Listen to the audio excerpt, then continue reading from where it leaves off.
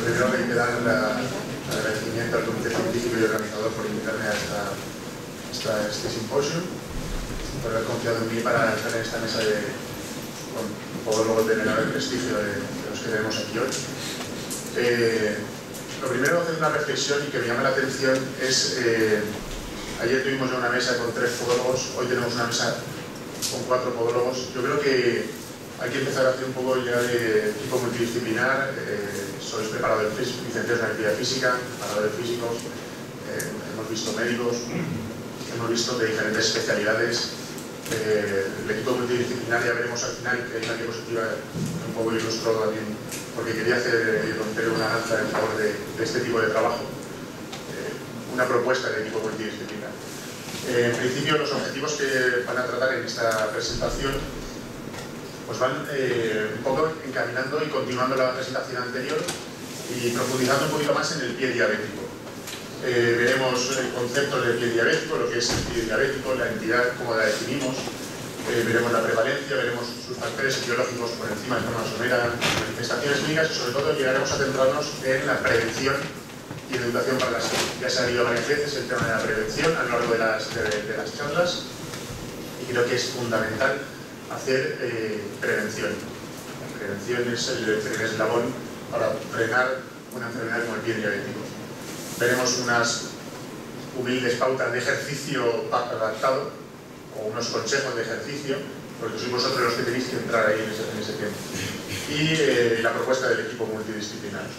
Bueno, para empezar, los 3 conceptos que quiero resaltar, sobre todo antes de comenzar, es, primero, el pie de un paciente con diabetes. Es un pie en principio normal, no tiene por qué tener ninguna complicación. Después tenemos el pie de riesgo y después tenemos el pie diabético. El pie de riesgo es aquel pie que cursa con una neuropatía sensitiva, motora, autonómica, que cursa con vasculopatía.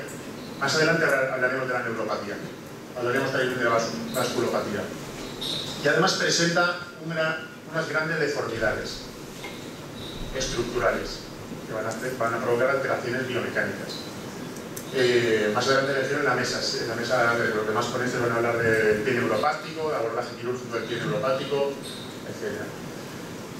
Cuando tenemos un pie que reúne todas estas características, que va a ser en la mayoría de los diabéticos, estamos ante un pie de riesgo. ¿De acuerdo? No estamos ante la entidad propiamente que definimos como pie diabético, estamos ante un pie de riesgo. Es cuando además a todo esto se le suma una higiene incorrecta, que por higiene incorrecta vamos a entender laceraciones en el pie, defectos en el cuidado, defectos en el calzado. ¿De acuerdo? Es cuando hablamos de pie diabético. ¿Vale? Por lo tanto, el pie diabético, la Sociedad Española de Angiología y Cirugía Vascular lo definió como una alteración clínica de base etiopatogénica neuropática inducida por la hiperglucemia mantenida, en la que con o sin la existencia de isquemia y previo desencadenante traumático se produce una lesión o ulceración del pie.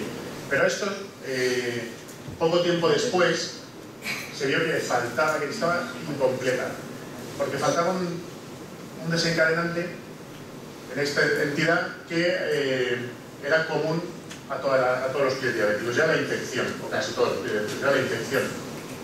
Por lo tanto, la American Diabetes Association la define como infección, añade la primera palabra como infección, ulceración y destrucción de los tejidos profundos asociados a desórdenes neurológicos y a varios grados de trastorno vascular periférico en la extremidad inferior. ¿De acuerdo? En la extremidad inferior, no solamente ya en el pie, sino un poquito más, toda la extremidad inferior. Voy a daros algunos datos de prevalencia que pueden resultar interesantes para ver ante qué nos encontramos. Actualmente en España puede que haya aproximadamente 5 millones de diabéticos. O sea, es un pool de población muy importante sobre el que hay que actuar. Las úlceras y las amputaciones son las principales causas de morbilidad, de discapacidad y de elevado coste sanitario en los pacientes diabéticos.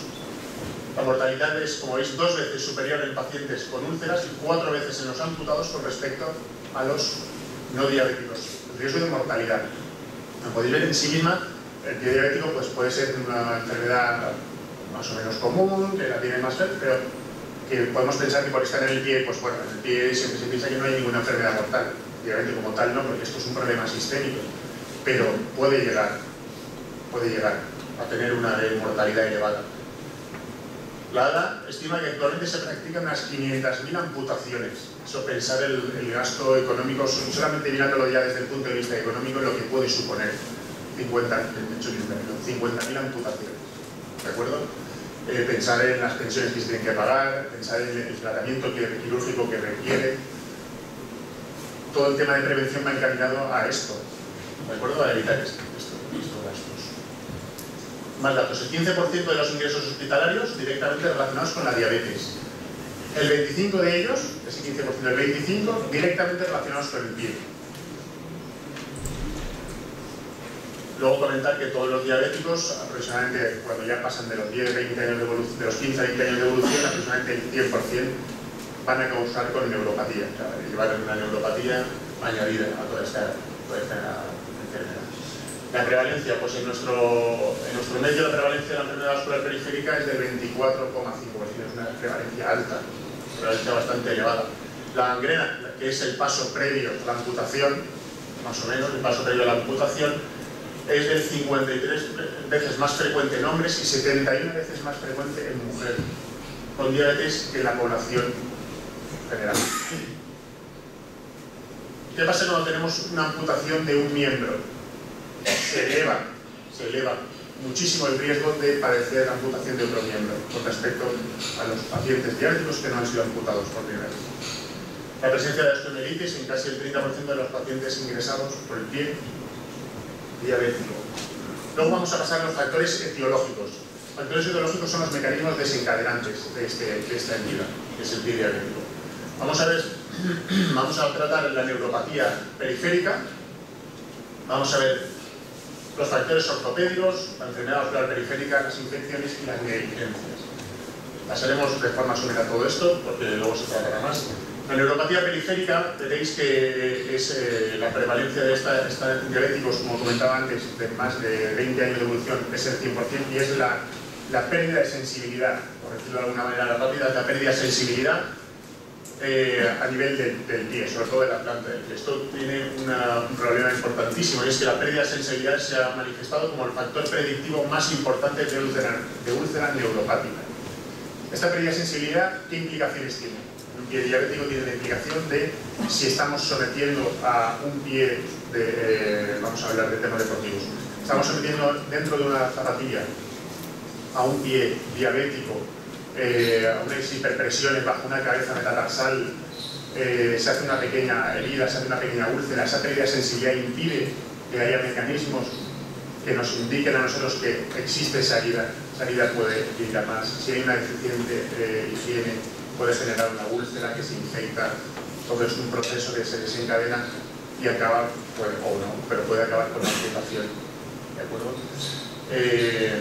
Factores ortopédicos o estructurales del pie, factores que van a tener una implicación biomecánica, que van a alterar el patrón y la dinámica, el patrón de la marcha, que van a alterar la actividad deportiva del paciente. Enfermedad vascular periférica, la microcepatía diabética, se liberan los vasos más distales, deja de llegar circulación en la parte, sobre todo al pie. El 8% de los recién diagnosticados tienen enfermedad vascular periférica, el 15% de más de 10 años de evolución, y a partir de los 25 años de evolución sobrepasa el 45%. Entramos a las infecciones, que son secundarias a todos los mecanismos intrínsecos que hemos visto anteriormente. Recordar que es una urgencia médica, cuando hay una infección grave en una úlcera es una urgencia médica. La negligencia hablamos de cuando el paciente diabético o su cuidador no son los que ponen las medidas higiénicas oportunas y se producen negligencias, quemaduras, porque desconocen sus cuidados o los cuidados que tienen que darle a su pie. Por esto introducimos aquí el concepto de educación para la salud. Este concepto, que posteriormente hablaremos también, va a ser, junto con la prevención, una de las piezas claves en este tipo de pacientes.